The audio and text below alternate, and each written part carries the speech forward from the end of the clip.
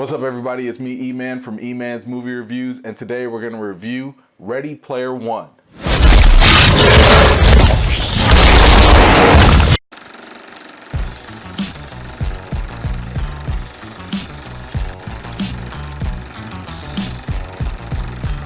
If you haven't already, please go ahead and click on the subscribe button, and while you're at it, click on that little bell too. Alright, let's get into a quick intro. When the creator of the most popular virtual reality world dies, he releases a video in which he challenges all the players to find his Easter egg. And if they find it, they'll win his entire fortune. Alright, enough of that, let's get right into the good. The good. First and foremost, the cameos and the pop culture references are going to be the biggest highlight for this film. In one way, the pop culture references will be coming from so many angles that you're bound to connect and recognize with at least some of them.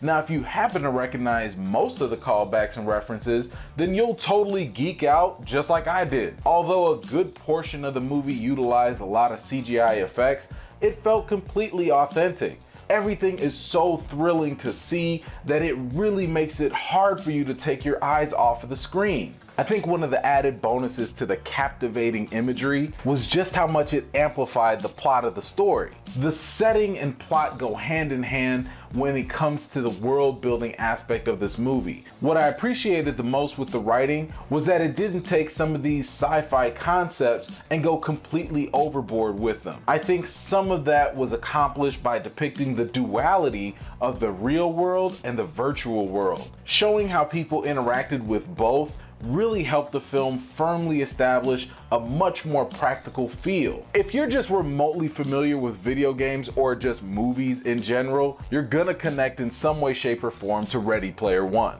I'll explain those towards the end of the video. You know, I gotta say, I was actually pretty content with the amount of humor that was put into this film. Ready Player One rarely exerts itself to go beyond its comedic limit. One of the most memorable scenes of the film may come towards the end in the final act. I thought that the big climactic scene was a culmination of action, humor, thrills, and suspense. Overall, I also think that the characters did a pretty fine job within their roles too. Ty Sheridan, who plays Wade, really captured the essence of being a pure fan who happened to also be a geek. Hannah John-Kamen caught me off guard a little bit with her solid performance as a villain. Also, I personally think that Win Morisaki, who plays Daito, was a great scene stealer, even if it were just for a moment. Okay, enough of that, let's get right into the bad. The bad. Now, there are a couple knocks against this film. Personally, I think that they're pretty minor, but they're still worth noting. For as great as the pop culture references in this film may be, they really do bank on the nostalgic factor. So much so that the actual story itself is kinda thin. If we really want to get nitpicky, there was one concept in the story that kinda stuck out to me. I totally understand that this takes place in the near future world and all of that. I just don't understand how the concept of catfishing can still surprise a person living in that virtual world. Lastly, I kinda thought that the main villain was a little too cheesy. Don't get me wrong, the villain in this movie does fit the mold of a classic video game villain. That is to say that the bad guy is really just pretty bland and generic. I just thought it was a missed opportunity to make the antagonist elevate a more realistic evil presence to contrast the virtual reality that the rest of the world tries to uphold. Alright, let's move on to the reason. The reason.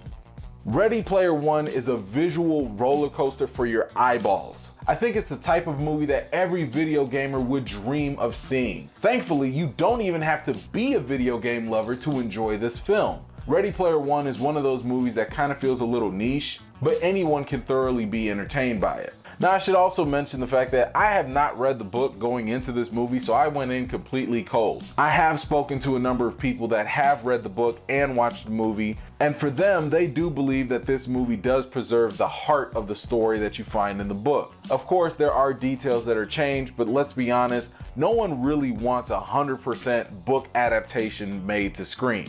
Unless we're talking about historical movies. But anyway, now this is usually the time where I'll give you a sense of the movie by comparing it to other movies. But since Ready Player One uses so many different pop culture references, and because it borrows from so many different films, I mean, this video would get way too long if I sat here listing all of them for you. Besides, remember those floating posters in the background? Those were the movies that I thought Ready Player One were influenced by, or at least comparable to. So feel free to rewatch this video so you can catch all those little Easter eggs. See what I did there? My recommendation going into this film would be to watch the 1980 version of The Shining if you've never seen it or if you just don't recall it. Just trust me, you'll appreciate some things in Ready Player One if you do. So when it comes to the rating for Ready Player One, I've got to give it a 9 out of 10. Ready Player One is a no-brainer must-see in theaters. It's just such a fun movie that you'll probably want to see it again. If you can, I'd highly recommend watching it in Dolby Atmos. It just really makes the viewing experience a whole lot better. If you've already seen Ready Player One, let me know what you thought about the movie. And if you have read the book, let me know if you think that the movie did it justice. If you haven't already, please don't forget to subscribe to my channel and give this video a thumbs up if you enjoyed it. I've got more reviews and videos coming up for you all, and until then, I'll see you guys later.